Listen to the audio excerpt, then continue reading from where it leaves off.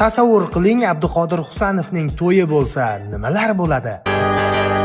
Birinchi navbatda yo Humoda yoki Bunyodkor stadionida to'y bo'lib o'tadi. To'y translyatsiyasi uchun doimgidek sport va zo'r TV talashishgan. Taklifnomalar bo'lsa qo'lda 10 baravardan qimmatdan sotilmoqda. To'yni Xayrulla Hamidov o'zining she'rlari bilan ochib berdi. Bo'lib ham bu kecha e'zoz uchrashuv. Kuyovjo'ralikka bo'lsa Abbosbek Fayzullayev, albatta. Davrani Bunyodkorda uni asosiyga olmagan murabbiy ochib beradi. Bilardim zo'r bo'lib ketishini, ko'zlari yonib turardi deb. To'yga kelgan Holland, Rodri va Son Heung-min davrani hech kimga bermay raqsda qizdiradi. Birrovga kelgan Shahlo Ahmedovaga xotinsiz qolgan Pep ko'z olaytirgan.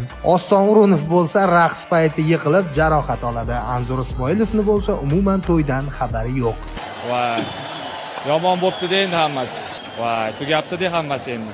Lutfulla To'rayev Xorazmchada De Bruyne, Doku, Fodinga dars bersa, Salah jimgina chetda iymanib o'tiradi. Grilish bo'lsa Genrixni topib olib, Qoratovni rosa bosadi. Abdurahmon Fozilov Abduqodirga 42 lik Artel televizor sovg'a qilib, hammaga strobar tarqatadi. Latipov bo'lsa doimgidek to'yga ketgan narx bilan andarmon. Mittilar jamoasi to'y tugashiga yetib kelib, bitta rasmcha bilan "Brat, baxtli bo'ling" deb stories qo'yib sekingina qochib qolishadi.